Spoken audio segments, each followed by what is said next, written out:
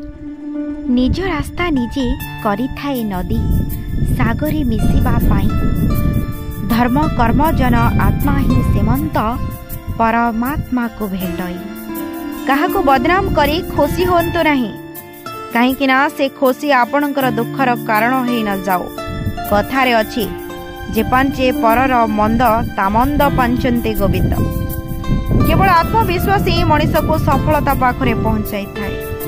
Selfish Manish जेते भी मधुर वचन कहूना कहीं से सब बेले चांस अपेक्षा थाए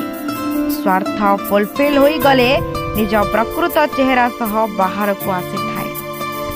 जदि मो कथाटी आपन को भल लगी तेबे मो चैनल को लाइक शेयर सब्सक्राइब निश्चय करेंगे।